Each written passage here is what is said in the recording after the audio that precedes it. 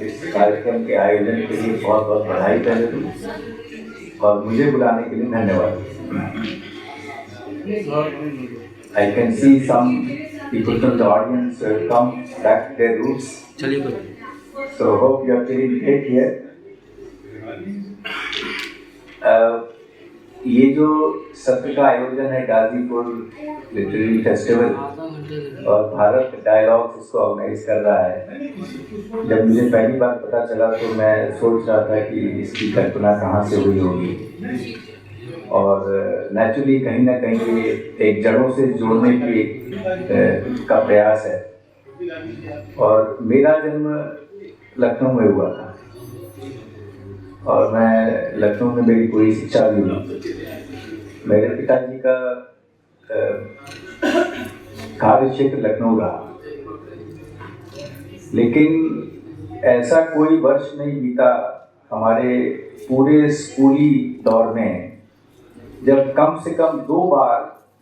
हम पूर्वांचल नहीं आते थे। एक बार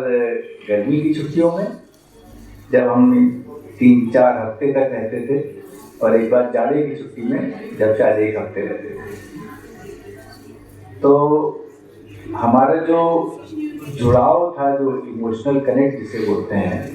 वो बचपन में ही बन गया था। जैसा मैंने कहा कि हमारी पढ़ाई तो लखनऊ में हुई और वहाँ पे तो खड़ी बोली प्रचलित है, तो मेरी आदत खड़ी बोली बोलने की ज़्यादा है। लेकिन बचपन से ही जो कान में गूंजती थी भोजपुरी, उसकी मिठास और उसका प्यार और जो स्नेह वो हमेशा दिल को छूता है। जब हम आते थे तो यहाँ के लोगों के साथ रहना चाहते थे, और जब लौट के जाते थे जाने का मन नहीं करता था, क्योंकि यहाँ पे जो लोगों का जो आत्मीयता है, जो साथ में रहने का जो एक मन में एक अपनापन है, जो वो एक बहुत ही यूनिक है, जो शायद जब आर्थिक विकास ज़्यादा होता है तो शायद वो कम हो जाता है। अब ये एक अलग चर्चा का विषय है कि वो क्यों होता है, कैसे होता है, कब होता है, लेकिन शायद इसका कहीं ना कहीं कुछ कनेक्शन है। अब जब मैं यहाँ काशी पे मुझे काम करने का मौका मिला है, जैसा आप कुछ लोग जानते होंगे, मैं कानपुर में रहा, मैं रुड़की में रहा, मैं मंडी में रहा, मैं शिमला में रहा, लेकिन मैं जो काशी में जो मौका मिला है इसकी भी एक अलग कहानी। मुझे कई लोगों ने कहा कि आपको जो है अनुभव है और आपको इस दायित्व के लिए आपको प्रयास करना चाहिए। प्रयास करने का मतलब ये कि हाँ भी बननी चाहिए, हाँ करना चाहिए। अगर मेरा ये पूर्वांचल कनेक्ट नहीं होता तो मुझे पता नहीं मेरा उत्तर क्या होता, लेकिन चूंकि दिल में बसा हुआ है ये गाजीपुर बलिया, तो इसका स्वाभाविक उत्तर था हाँ, बिना सोचे समझे, बिना इसके बारे में कोई गुणा भाग किए, बिना इसके बारे में कोई एनालिसिस किए हुए एक स्वाभाविक उत्तर था कि हाँ। तो ये प्रक्रिया हुई थी शायद पिछले साल कभी अगस्त या सितंबर की बात होगी, और उसके बाद जो इस साल अगस्त में दायित्व मिला पहले 31 जुलाई को, तो यहाँ आके रहना और यहाँ के काम करके यहाँ के लोगों से मिलना, ये काफ़ी गहराई हो रही, अब काफ़ी फ्रीक्वेंट होता है, अच्छे से होता है, और मन में इच्छा होती है कि क्या इस दायित्व को इस तरह से हम निभा सकें जिससे कि हम एक पूर्वांचल के प्रगति के रूप में, पूर्वांचल के विकास के लिए कोई योगदान दे सकें। क्योंकि ये तो सर्वविदित है कि जो मालवीय जी की जो कृति है, अमर कृति जो है, जो उनकी स्मृति को भी जीवित रखती है और पूरे एक तरह से भारत की अस्मिता को भी डिफाइन करती है स्वतंत्रता संग्राम से।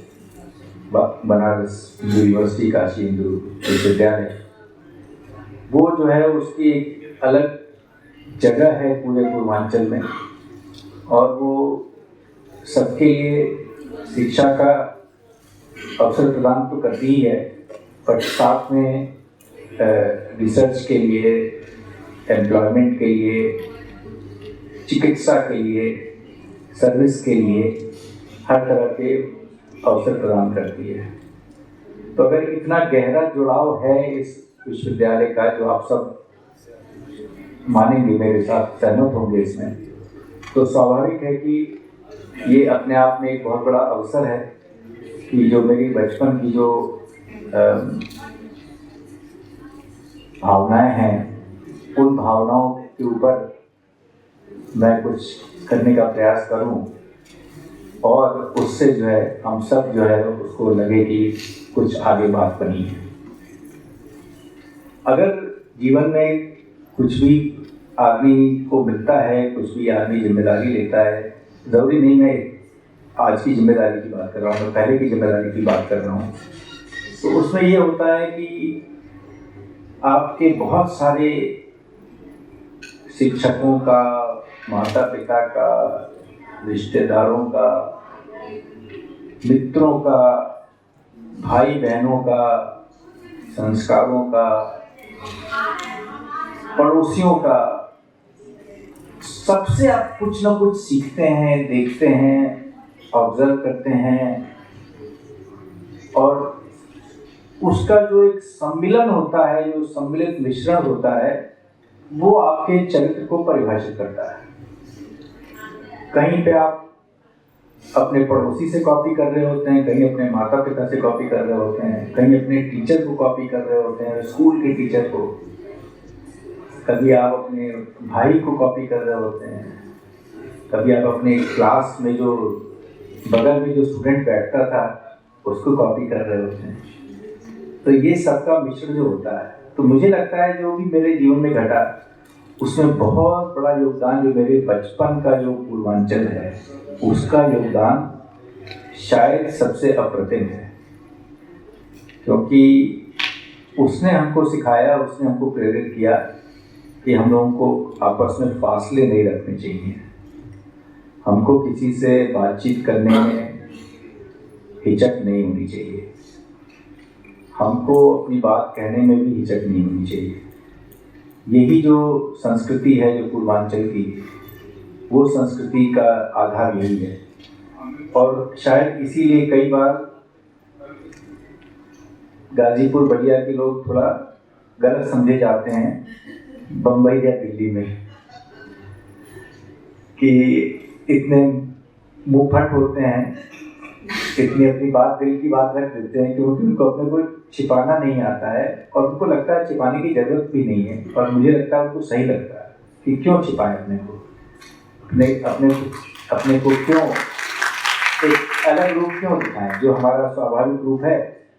उसी को हम दिखाएं, जो मन की बात है उसको जबान पे ले आएं, उसको कोई आवरण क्यों करना है। तो मुझे लगता है कि ये चीज़ों का मेरे उसमें बड़ा योगदान है, और मेरी ये बहुत जैसे कहते हैं दिली इच्छा है कि हमारा पूर्वांचल भी जो है कुछ सीखे दुनिया के दूसरे क्षेत्रों से, कि आर्थिक विकास भी उतना ही जरूरी है जितना आपका चरित्र निर्माण या आपका व्यक्तित्व निर्माण है। अक्सर आपने देखा होगा, अभी यशवंत जी थे और वो लग रहा था कि चर्चा उनकी जारी रहे तो काफ़ी अच्छा रहेगा, क्योंकि उनका हर वाक्य जो है वो कुछ नई कहानी बता रहा था, कुछ नई चीज़ बता रहा था। तो उसी से मैं एक चीज़ कहना चाहता हूँ कि आप कहीं भी स्टेट में इलेक्शन होता है या हमारे देश में लोकसभा इलेक्शन होता है, तो आप जब उसकी एनालिसिस सुनते हैं, जो हमारे जो पोलस्टर्स हैं, जो हमारे जैसे देशमुख जी हैं, तो वो लोग बताते हैं कि इस क्षेत्र में इतने वोट पड़े, महिलाओं के इतने वोट पड़े, और कहीं ना कहीं वो हर समय जो है वो फिर जाति की बात आ जाती है कि कौन से सामाजिक वर्ग ने किसको ज़्यादा प्रेफरेंस दी है। तो मेरे मन में हमेशा से एक ख्याल उठता है कि फिर आप किसी एक क्षेत्र को ही क्यों कहते हैं कि वो जातिगत है, जब हर क्षेत्र की एनालिसिस में वही चीज़ हम लोग बता रहे हैं, चाहे वो दक्षिण हो, चाहे पश्चिम हो, चाहे उत्तर हो, चाहे पूरब हो, चाहे केंद्र हो, जो मध्य भारत है, उन सब जगहों के एनालिसिस में ये चीज़ आती है कि कौन से सामाजिक वर्ग का क्या प्रेफरेंस ज़्यादा है। तो एक तरह से समाज की संरचना है, नेचुरली उसी से डिफाइन होगा ये, और ये हर जगह के लिए ट्रू है। तो हमें सिंगल आउट नहीं करना चाहिए कि नहीं ये चीज़ केवल यहीं पे है और जगह नहीं है। ये चीज़ जो है, जो लोग दिल्ली में हैं और जो मुंबई में, जैसे आप लोग विवेक जी और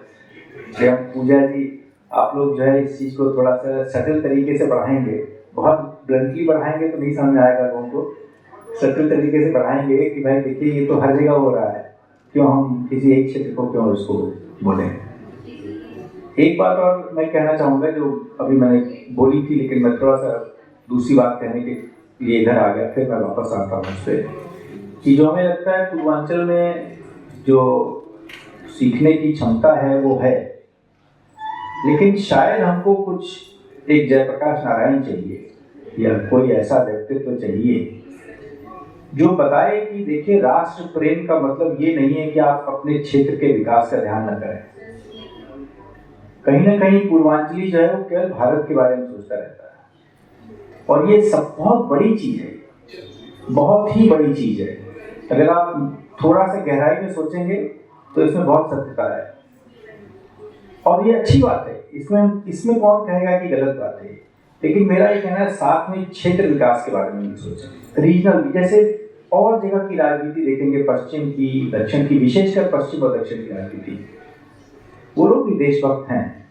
लेकिन वो अपने क्षेत्र का विकास करते हैं, वो उसको एक दूसरे से कॉम्पेंसेट नहीं करते हैं। वो कहते हैं हमारे क्षेत्र का विकास होगा तो देश का विकास होगा। तो इस तरह से अगर हम भी इस पे ध्यान दें कि अच्छा तो अभी रोजगार कैसे बनाना है, एक तो तरीका है कि जो माइग्रेशन होता है, जो जा रहे हैं, पलायन हो रहा है, वो तो होता रहे, ठीक है, वो ओवरनाइट कोई बहुत उसमें शिफ्ट नहीं आता है। दूसरा ये है कि क्या हम केवल वेट करते रहें कि टाटा, बिरला, अंबानी, अदानी क्या वही बड़े उद्योग लगा सकते हैं। आजकल पिछले 10-12 साल से ज़्यादा, हालांकि कुछ लंबे समय से, बहुत ज़्यादा सरकारी स्कीम्स हैं जो एंटरप्रेन्योरशिप को एनकरेज करती हैं, स्टार्टअप कल्चर को एनकरेज करती हैं। स्टार्टअप का मतलब ये नहीं कि केवल हम हाई टेक्नोलॉजी को यूज़ करें। स्टार्टअप का मतलब ये है कि हम कोई भी नया बिजनेस लगाएं, कोई भी नया बिजनेस लगाएं। अगर वो बिजनेस लगाएंगे तो उससे हम अपना परिवार चलाएंगे, हो सकता है किसी को एम्प्लॉय करें, उसका भी परिवार चलाएंगे, और हो सकता है इतनी क्षमता बन जाए कि सरकार को टैक्स भी देंगे, हो सकता है उस पैसे से सरकार सड़क भी बना दे, स्कूल भी बना दे, हॉस्पिटल भी बना दे। तो अगर ये जो हमारी ये कमी है कि हम बिजनेस को एक इस तरह से देखते हैं जैसे वो कोई अच्छी चीज नहीं है, इससे हमको थोड़ा दूर हटना है। बिजनेस बहुत ही आवश्यक चीज है, और ये सबसे ज्यादा पुरानी चीज है। ये जब से सभ्यता है तब से बिजनेस है। चाहे आपको दूध खरीदना हो, चाहे आपको गेहूं खरीदना हो, चाहे आपको क्रय विक्रय करना है, क्रय विक्रय तभी होगा, इसी को बिजनेस बोलते हैं। और इसको हमको ये नहीं समझना चाहिए कि ये अपने आप में कोई गलत चीज है, ये बहुत आवश्यक चीज है। जितना ज्यादा हम बिजनेस को बढ़ावा देंगे अपने पूर्वांचल में, उतना ही ज्यादा जो है हमारा पूर्वांचल विकसित होगा, उतना ही ज्यादा हमारे पूर्वांचल में ज्यादा से ज्यादा, जिसे कहते हैं एम्प्लॉयबिलिटी बढ़ेगी, यहाँ पे ज़्यादा संसाधन आएंगे, यहाँ ज़्यादा लोगों को नौकरी मिलेगी, और नौकरी मिलेगी तो विकास होगा। विकास होगा तो मतलब हर तरह का विकास होगा, बड़े बिजनेस और आएंगे। जब छोटे बिजनेस बढ़ेंगे तो फिर बड़े बिजनेस आते हैं, जब छोटे स्कूल बढ़ेंगे तो फिर बड़े स्कूल आते हैं, जब छोटे इंजीनियरिंग कॉलेज बनेंगे तो बड़े आएंगे, जब छोटे मेडिकल कॉलेज बनेंगे तो बड़े आएंगे। अभी इतने बड़े इलाके में हमारा इंस्टीट्यूट ऑफ मेडिकल साइंस सेवा देता है, लेकिन हमें लगता है ऐसे इंस्टीट्यूट ऑफ मेडिकल साइंस की तरह ही या इस साइज के, इस सुपर स्पेशलिटी के कई अस्पताल चाहिए। और हर चीज़ में अगर हम केवल सरकार से आप अपेक्षा करें तो शायद हम लोगों के लिए उचित नहीं होगा। हम लोगों को, पूर्वांचलियों को ये सोचना पड़ेगा, ना हम जयप्रकाश नारायण का वेट करें, ना हम केवल इसकी बात करें कि सरकार देगी, हम स्वयं क्या कर सकते हैं। मैं अपने को इसमें इंक्लूड कर रहा हूँ, इसका ध्यान दें कि हम कैसे अपने पूरे क्षेत्र का विकास करें, केवल अपने व्यक्तिगत विकास की बात न करें। और जब क्षेत्र का विकास हो तो समाज के हर वर्ग का विकास हो। कि किसी एक वर्ग के लिए नहीं है। अगर कोई एक वर्ग विकास करेगा तो फिर क्षेत्र का विकास नहीं हो सकता। विकास होना चाहिए तो सबका होना चाहिए और हमारा देश भी होना चाहिए। तो इन बातों के साथ मैं यहाँ पे समाप्त करना चाहूँगा, अपनी बात को खत्म करना चाहूँगा। पुनः मैं धन्यवाद देना चाहता हूँ ऑर्गेनाइजर्स को मुझे मौका